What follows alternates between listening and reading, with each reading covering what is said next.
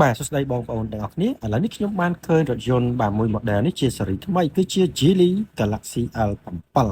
បាទអញ្ចឹងរថយន្ត Geely មួយរយៈនេះចូលមកច្រើន model ដែលស្តៀងគ្នាប៉ុន្តែប្រភេទនេះបាទគឺស្អាតបងប្អូនផ្នែកខាងមុខឯ design មករៀងមានជ្រុងរៀងកាចបងប្អូនបាទខុសពីខាងមុនឥឡូវនេះចូលមកគឺមានបាទអេក្រង់កំសាន្តគឺនៅកណ្ដាលដែរឡយបាទផ្លែកបើកដបូលកៅអីអូតូបាទម៉ាស្សាក្តៅត្រជាក់ផ្នែកខាងក្រោយគឺទលាយប្រភេទខ្នាត SUV អញ្ចឹងការបើកបរដូចជាបាន1300គីឡូជាងបងប្អូនបាទរ៉ែងអង្គុយតុងចន្លោះ125បងប្អូនបាទអាចនឹងខាងគេក្រាស់យកមកបងប្អូនបាទអញ្ចឹងមុខអី design អីផ្នែកខាងមុខជាគៀងមួយឆ្នោតពេញប៉ាណាមុខអីមាន design ឆ្នោតបាទនិយាយទៅស្អាតជាងមុនបាទជីលីឥឡូវធ្វើ update មកបានស្អាតកាចជាងមុនបងប្អូនណាបាទទាំងវងយ៉ាន់បាទទាំងដៃទ្វារអីគឺយើងធ្វើ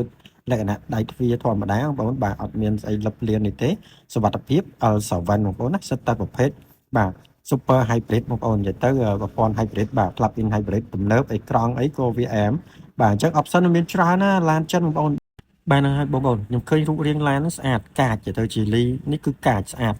ហើយຂະຫນាត SUV 5កៅអីបាទទំនើបគូតក្រោយអូតូ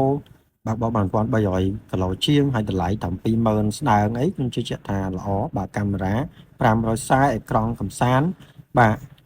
មានកុងទ័រមានអេក្រង់កំសាន្តឈរកណ្ដាលហើយអេក្រង់មួយទៀតប៉ុន្តែ option អេក្រង់មួយទៀតប្រហែលជា full option បងប្អូនអញ្ចឹងប្រហែលជាខាងក្រាស់គេអត់យកមកដោយសារតម្លៃវាថ្លៃអញ្ចឹងអានេះ20000ស្ដើងខ្ញុំជឿជាក់ថាអែមបងប្អូនបាទនឹងមានទីផ្សារដែរឡាននេះស្អាតបងប្អូនជីលីបាទអញ្ចឹងបងត្រូវការគ្រឿងតុបតែង accessory ជាច្រើនកុំភ្លេច EV Collection